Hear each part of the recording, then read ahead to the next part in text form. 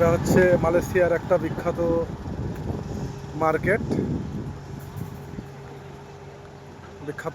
এখানে আমার সকল বন্ধুরা এখানে মার্কেট করতে আসে। কোম্পানি নিজে বাস দিয়ে দেয়